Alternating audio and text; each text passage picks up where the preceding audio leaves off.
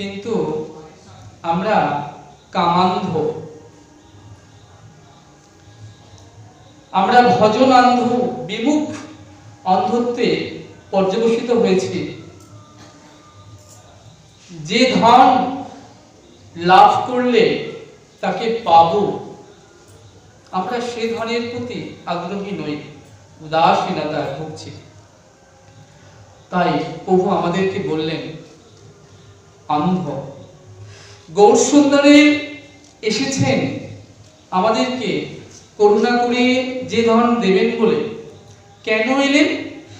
আজকের আস্বাদনের বিষয় যদি আমরা অনুসন্ধান করতে যাই তাহলে দেখব গৌরের আবির্ভাবের হেতু দুটি, একটা বহিরঙ্গ, একটা অন্তরঙ্গ। এই বহিরঙ্গ আর অন্তরঙ্গকে আবার দুটি ভাগে ভাগ করা যায়। সেটা হচ্ছে গৌণ বহিরঙ্গ আর মুখ্য বহিরঙ্গ, আর গৌণ অন্তরঙ্গ আর মুখ্য অন্তরঙ্গ। এখানে বলছেন গৌণ বহিরঙ্গ সেটা কি না যুগধর্ম নাম সংকীর্তন প্রচার, আর মুখ্য বহিরঙ্গ ব্রজপ্রেম দান। তাহলে বলছেন গৌরসুন্দর এসেছেন যুগধর্ম নাম সংকীর্তন প্রচার করবার জন্য? বলেন না, এটাকে গৌণ বললেন।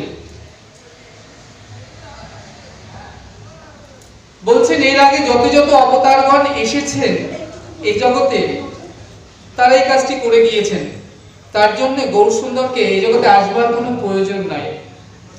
মনে করুন আজকে আপনাদের এই দুর্গানগরের এই দুর্গা মণ্ডপে বা এখানে যদি কোনো অনুষ্ঠান হয়, তার জন্য আমাদের দেশের প্রেসিডেন্ট বা রাষ্ট্রপতিকে আসবার কোনো প্রয়োজন হয় না। তার জন্য কাউন্সিলর আছেন, এখানকার বিধায়ক আছেন বা সিএম আছেন, তারা আসলেই কিন্তু কাজটি হয়ে যায়। তার জন্য কিন্তু প্রেসিডেন্টকে আসবার প্রয়োজন নেই। প্রেসিডেন্ট কখন আসবেন না যখন অনেকগুলো কার্য করবার হেতু তাকে প্রয়োজন হবে এবং ওই সকল কার্য সমাধান করবার জন্য তিনি আসবেন।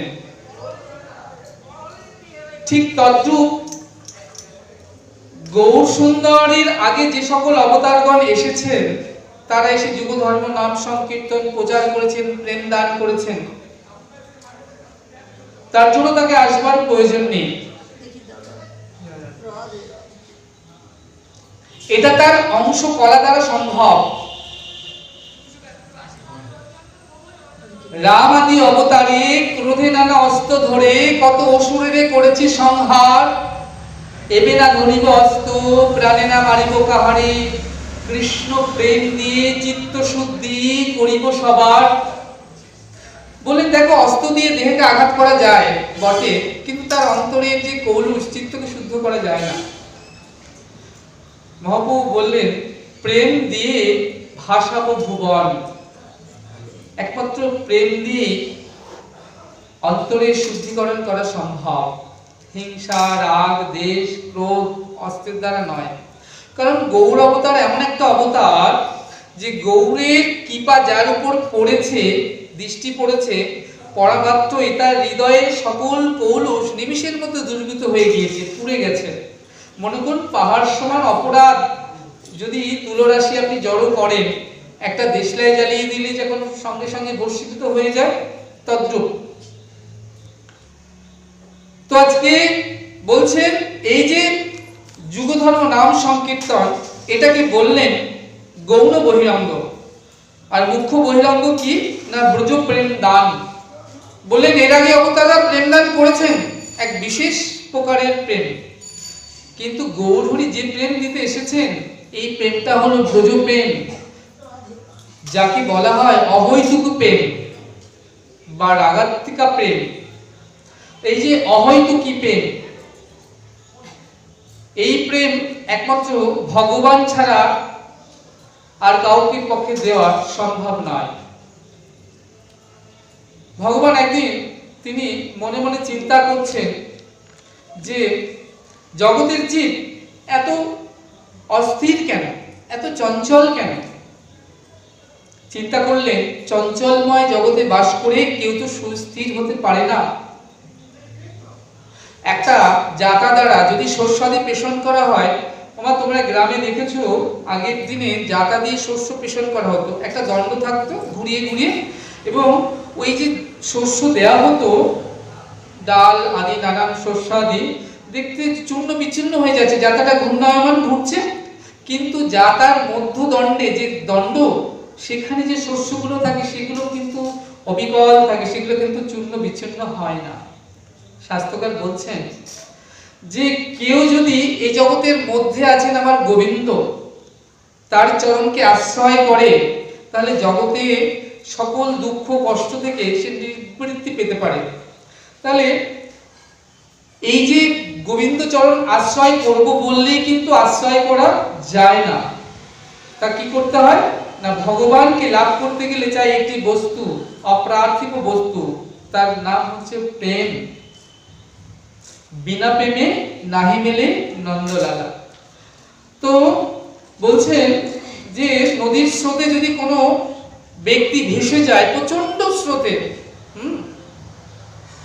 জোয়ারে কোনো মানুষ ভেসে যাচ্ছে, দুকুল ভাসিয়ে চলেছে নদী, আর কোনো মানুষ পড়ে গেছে এবং সে ভেসে চলেছে, সেতে একখণ্ড কাষ্ঠদণ্ড পায়, তাকে আশ্রয় করে কিছুক্ষণ সে বিশ্রাম নিতে পারে। তো এখন কিন্তু সে তীরে পৌঁছাতে পারে না, সে ভেসেই চলবে। কিন্তু তীরবর্তী কোনো ব্যক্তি যদি তীরের কোনো গাছের সঙ্গে একটা রজ্জু বা দড়ি বেঁধে তার দিকে ছুঁড়ে দেয়, আর ওই সেই রজ্জুটা ধরে সে কিন্তু একটা সময় তীরে পৌঁছাতে পারে। তেমনি বললেন ওই প্রেম বস্তুটা ভগবানের চরণের সঙ্গে ওই প্রেম রজ্জুটা চিরকাল বাঁধা থাকে। এখন ভগবান যদি কৃপা করে কলিহত জীবকে সেই রজ্জুটা ছুঁড়ে দেয় এবং সেই রজ্জুকে অবলম্বন করে জীব একসময় গোবিন্দ পাদপদ্মে পৌঁছাতে পারে। তাই এখানে সে কথা বলছেন, আর তবেই জীবের শান্তি লাভের একমাত্র উপায় হতে পারে। তাই ভগবান মনে মনে চিন্তা করছেন, চিরকাল নাহি করি প্রেম ভক্তি দান, ভক্তি বিনা জগতে নাহি অবস্থান।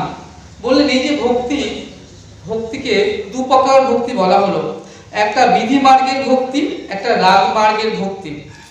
তো বলছেন এই যে বিধি মার্গের যে ভক্তি এই জগতে প্রচুর আছে, অন্যান্য অবতারগণ সেটাও দিয়েছেন, কিন্তু রাগ মার্গের ভক্তি যেবার মালিক একমাত্র আমার শ্রী গোবিন্দ, সেটা আর কোনো যুগে কোনো কালে অর্পিত হয় নাই, তাই বলা হলো অনার্পিত। আমরা বলি না অনার্পিত চরিং চিরাত, অর্থাৎ যা কোনো কালে অর্পিত হয় নাই। অনার্পিত চরিং চিরাত করুণায় অবতীর্ণ কলৌ, করুণা করে তিনি এসেছেন, অবতীর্ণ হয়েছেন। সমর্পয়িত উন্নত উজ্জ্বল রসম সভক্তি শ্যাম, হরিপুরত সুন্দর দুতি কদম্ব সন্দীপিত সদা হৃদয় স্কন্দরে স্ফুরত বাক শচীনন্দন।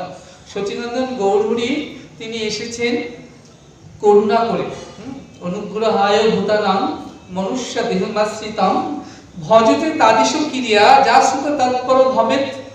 তিনি করুণা করে এসেছেন এই জগতে সেই অনার্পিত প্রেম ভক্তি, যাকে বলা হয় স্বভক্তি। স মানে আমার গোবিন্দ, সেই গোবিন্দর সেই প্রেমকে দেবেন বলে। তাই এই প্রেম তিনি যদি কখনো দান না করেন, তাহলে কলির জীব কখনো সে প্রেম ধন লাভ করতে পারেন না। আর প্রেম ধন যতক্ষণ না পাবেন ততক্ষণ ভগবানকেও লাভ করা সম্ভব নয়। বলছে ভক্তি কেমন জানো, তো বলছে সংসারে মা যত বস্তুর প্রয়োজন, সর্বাপেক্ষা অধিক যে বস্তুর প্রয়োজন সেটি হলো প্রেম। তো বলছেন এই প্রেম যিনি দান করেন তাকে বলা হয় দাতা শিরোমণি, তিনি হলেন আমাদের গৌর সুন্দর গৌর হরি। বলছে একটা বদ্ধ গৃহ, যে গৃহে কোনো জানলা দরজা নেই, কোনো আলো বাতাস ঢোকে না, সেই গৃহের মধ্যে যদি আপনি অনেক ধন রত্ন অলংকার আদি ভোগ্য বস্তু আপনি রাখেন, তাহলে কি কেউ সুখী হতে পারে? বলছে পারে না। তো কেন পারে না? কারণ সেই গৃহে কোনো আলো নেই, বাতাস নেই, দরজা নেই, জানলা নেই। তাহলে বদ্ধ গৃহ যেখানে জীবনের কে ধারণ করবা দুর্বিষহ হয়ে ওঠে, তদ্রূপ আলো বাতাস যুক্ত ঘর যেমন কি হয় না উপযুক্ত বসবাসের স্থান, তদ্রূপ এই সংসারে আমরা ভাই ব্রাদার, স্বামী পুত্র, পরিবার পরিজন নিয়ে বসবাস করি। কিন্তু এই সংসারের মধ্যে যে আমরা দুঃখ কষ্ট অনন্ত যাতনা ভোগ করি, তার মধ্যে যেটুকু প্রেম রস আছে, মহাজন বললেন আমরা কিন্তু সেই সকল প্রেম রসের নিয়ে কিন্তু এই জগতে বেঁচে থাকি। আর ভগবান কখনো, ভগবানকে বলা হয় প্রেমাধীশ, তিনি কখনো এই প্রেমকে তিনি অস্বীকার করতে পারেন না। তা বলছেন যে এই প্রেম তাকে লাভ করার একমাত্র উপায়। এখানে বলছেন তার নিত্য সিদ্ধ পার্শ্বদ যারা, তাদের আহ্বান ছাড়া প্রভু কখনো কুত্তাপি এই জগতে আসেন না। তাই এখানে বলছেন যে আজ থেকে 530 বছর পূর্বে শ্রীধাম নবদ্বীপে কি হয়েছিল না ধর্মের অবক্ষয় হতে শুরু করেছিল, এবং সেখানে ধর্মের অবক্ষয় ছাড়া নানান ভাবে মানুষ যখন বিদ্বেষী হয়ে উঠলেন, তখন সকল মানুষের হৃদয়ের বেদনা, হৃদয়ের ব্যথা একজন মানুষ অনুভব করেছিলেন। তিনি তো ওই সকল বাসী, নবদ্বীপবাসীর হৃদয়ের সকল ব্যথাকে কি করেছিলেন না প্রার্থনায় পর্যবসিত করেছিলেন। তিনি ছিলেন শ্রীহট্ট নিবাসী অদ্বৈত আচার্য প্রভু।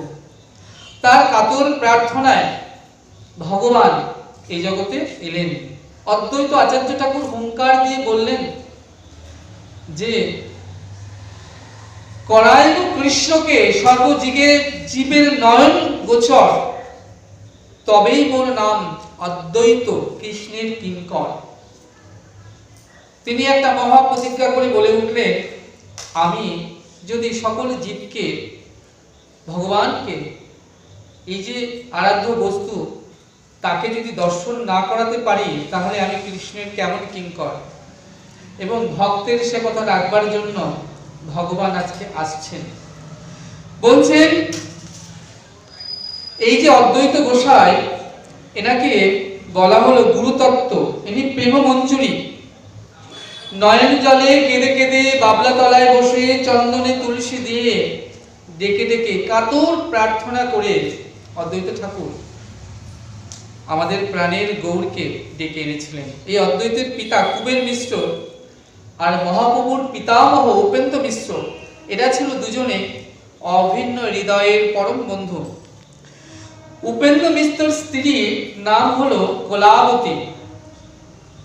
তার এত রূপ, অসামান্য রূপ, এত রূপের শোভা যে তার নাম রাখা হলো শোভাবতী বা শোভাময়ী দেবী।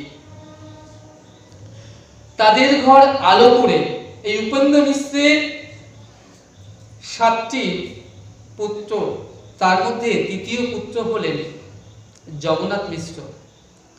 এই উপেন্দ্র মিশ্রের তৃতীয় পুত্র জগন্নাথ মিশ্র উপেন্দ্র মিশ্রের ঘরকে আলো করে এক দিব্য জ্যোতির্ময় পুরুষ রূপে জগতে এলেন। এবং এই জগন্নাথ মিশ্রের সঙ্গে নীলাম্বর চক্রবর্তীর কন্যা সচী দেবী বিবাহ বন্ধনে আবদ্ধ হলেন। এবং এই জগন্নাথ মিশ্র ছিলেন মহা পণ্ডিত, তাকে পুরন্দর উপাধি দেওয়া হয়েছিল। অদ্বৈত প্রভু শান্তিপুরের আমরা জানি বাসিন্দা ছিলেন, কিন্তু নবদ্বীপে তিনি বাস করতেন। তো সীতা দেবী পূর্বলীলায় যিনি ছিলেন পূর্ণমাসী যোগমায়া, এই পূর্ণমাসী যোগমায়া তিনি কি করলেন না যোগমায়ার কাজ হচ্ছে সমস্ত লীলাকে সংগঠিত করা।